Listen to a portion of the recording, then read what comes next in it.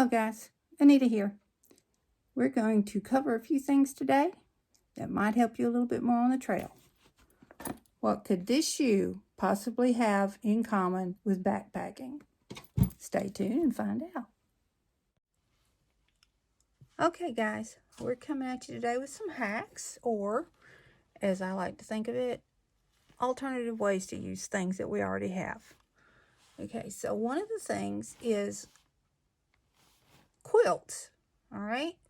You can get them to where they can either have a permanently sewn foot box, or you can get them to where they can be opened and you can use them as a quilt, just as a flat blanket, or you can cinch them up to have a toe box. And one of the things that people complain about, like with the Enlightened Equipment Convert or the Bandit on the UGQ quilts, is that once you have that toe box cinched, there's a hole because the string, no matter how tight you pull it, leaves a hole.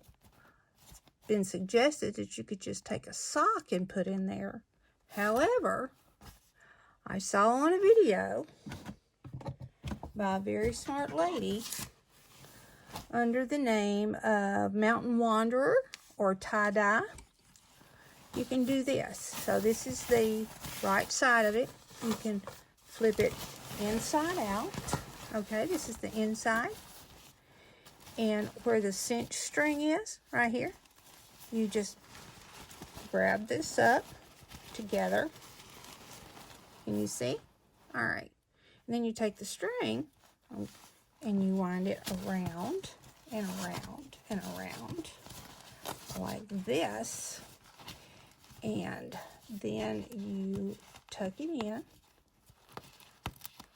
All right, let me tuck it really good here. All right, that way it won't come unwound. And then you turn it right side out, and ta-da, normal hole. All right, and then whenever you are ready to use it as a quilt, you just unwind that string and you can use it as a quilt. While using Reflectix to make a cozy to rehydrate dehydrated meals in, made a pouch like this, and I wanted to make it with a square bottom so that it would accommodate the packages of food. Well, then once I made a cozy for my pot and I started weighing things, I realized that even though it's lightweight, Reflectix, it can still add up. So the idea came to me that since we had a square bottom on here, we could take the pot, set it inside the cozy, and fold it up. And that way we only have to carry one. If you don't want to do it that way, you could actually lay it on its side, put the pot in that way, and close it. So whenever you're making your cozy for your freeze-dried packets, you could probably make it large enough to accommodate your pot. So the few times that you actually cook in your pot, you still only have to have one cozy. Another hack that I have seen talks about using Leukotape and putting it on paper that mailing labels comes off of. Well, during Christmas, when I was wrapping Christmas presents, I had some stick-on labels, and I realized after I had used a whole sheet of labels that all I had left was the backing paper. So I was able to put my Leukotape on that and then cut it into strips. Then while making a koozie for my pot, I realized that with this metal tape, and I peeled it off, that all of this brown paper made a perfect material to put Leukotape on. So if you look around, instead of having to put it around a lighter or a trekking pole or anything like that, I'm sure you're already using something that you can use instead of those items, to put you some Leukotape or duct tape or whatever type of repair tape you want on, to where you can carry it on trail easily. The next hack that we're going to do is not necessarily anything to do with this kind of shoe, but it does have to do with this kind of shoelace. Totally round. I've always had problems with my round shoelaces staying tied.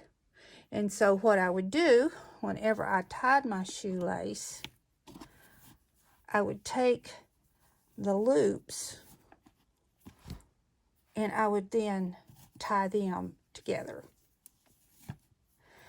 This helps to keep them from getting untied. However, whenever I decided to unlace them, I had to dig into them and pull the knot out and then pull the string to untie the lace. Well, when your fingers are really cold from hiking all day, that becomes really hard to do. So I saw a video by Hayes Outdoors, and he showed a way to tie your laces with round shoelaces to where they would automatically come undone when you pulled the string. So what you do the regular knot, all right? Then it's like being in kindergarten again. You have the 2 loops, the 2 bunny ears for doing your shoelaces. But you cross them over and you tuck one under. Well, that same one you tucked under, before you tighten it, put it through the loop again. Pull it together. You have a nice shoelace knot that won't come undone. But then when you're at the camp at the end of the day, you just pull the one string and it's unknotted. I had to borrow a shoe with round shoelaces because I hate round shoelaces to the point that I've gotten rid of all of mine. So if any of these things can help you, I thought it might be a good time to do a hacks video before everybody got on trail. You may have seen these before, but some of them, it was the first time I saw them, so I thought I'd pass it on. So, anyway, in the future, happy hiking, and I'll see you on the next one. Bye, guys.